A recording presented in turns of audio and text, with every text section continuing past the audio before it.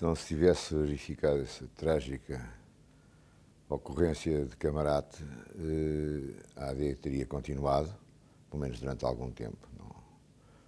Não tenho de maneira nenhuma a certeza que fosse uma solução eterna ou que houvesse possibilidades de fusão, por exemplo, entre os dois partidos. Acho que são dois partidos muito diferentes.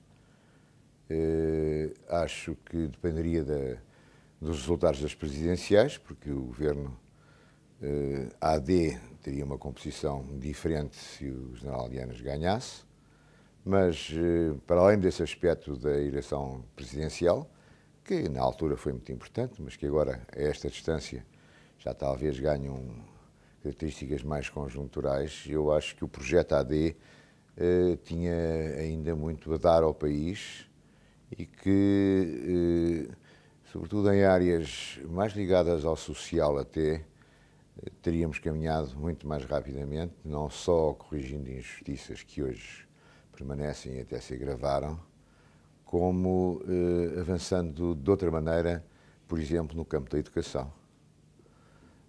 Por exemplo, na melhor organização da segurança social. Por exemplo, com leis de trabalho que, protegendo os trabalhadores, permitissem também o maior desenvolvimento da economia portuguesa.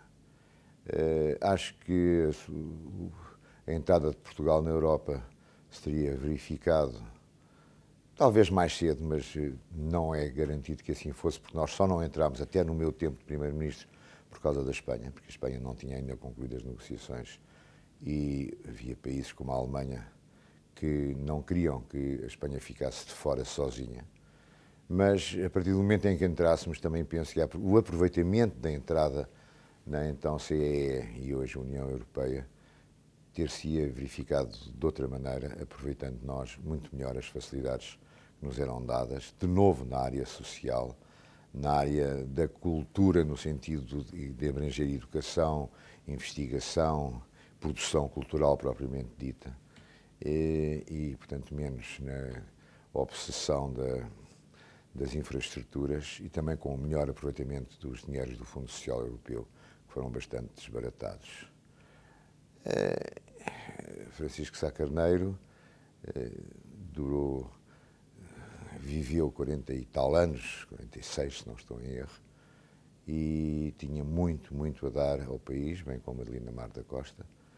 E se ele tivesse vivido, Francisco Sá Carneiro continuaria a marcar a vida política portuguesa.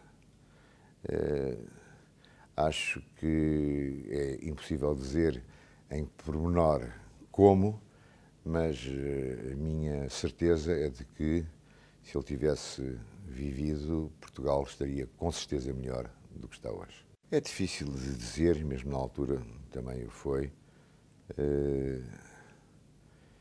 Eu penso que, pelo menos, as sondagens que tínhamos nas vésperas do 4 de dezembro eram más para a nossa causa.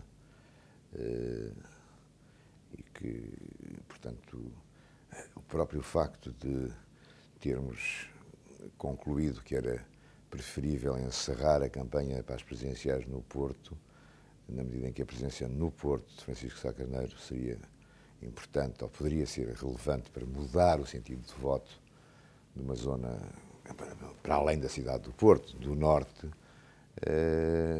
demonstra que estávamos um pouco preocupados com aquilo que saía nas sondagens.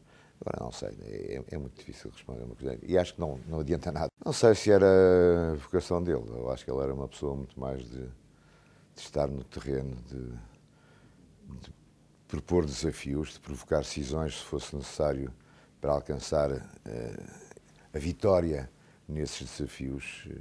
Vejo-o mais como uma pessoa de lutar por causas concretas do que estar num lugar de Presidente da República que, por definição, ou pelo menos pela Constituição que temos, não permite ao Presidente uma intervenção decisiva e permanente, a não ser que ele viesse a lutar, isto é uma hipótese que eu também tenho colocado a mim próprio, por uma alteração da Constituição, no sentido de a Constituição do sistema de governo ser presidencialista.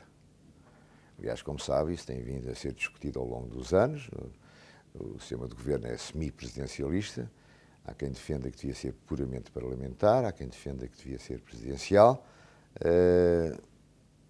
Eu, pelo que eu conheci de Francisco Sá Carneiro, inclinar-me-ia àquilo a dada altura, disseste isto assim não é carne nem peixe, temos de ir para um lado ou para o outro e possivelmente optaria por um sistema de governo presidencialista. Aí sim vejo-a poder querer candidatar-se a um lugar desses. Há pouco não referi outras áreas onde eu penso que nós teríamos melhorado e uma delas é a da justiça. Na área da justiça, que é daquelas onde estamos pior hoje em dia, eu penso que Francisco Sá Carneiro não teria de maneira nenhuma, se tivesse a exercer o poder, deixado que as coisas evoluíssem como evoluíram e teria encontrado soluções para que a justiça funcionasse em Portugal. E se a justiça funcionasse em Portugal, eu julgo que muitas das outras áreas funcionariam melhor. Outro aspecto em que eu penso que teríamos progredido e melhor seria no das relações com as antigas colónias, com os países africanos de língua oficial portuguesa. Acho que no tempo de Francisco Sá Carneiro foi quando finalmente se acabou de falar de contencioso e se passou a falar em cooperação. Que essa mudança de conceito, da qual eu próprio depois também fui intérprete, por exemplo, como a viagem a Moçambique, que ficou mais ou menos famosa, em que fui recebido pelo Presidente Samora Machel, em circunstâncias que começaram muito difíceis e que acabaram da melhor maneira. Acho que por aí também teríamos avançado melhor, com mais confiança de parte a parte e com melhores resultados para os dois lados. Cooperação significa que as duas partes têm de estar interessadas e satisfeitas com os esforços que se fazem de aproximação. Acho que, pelo menos, haveria uma justiça maior, haveria uma clara separação entre o poder político e o poder económico, e não esta mistura algo conspícua e promíscua que existe neste momento, e que isso seria melhor para todos. Quer para os cidadãos comuns que não são nem poder económico nem poder político, quer para os próprios poder político e poder económico.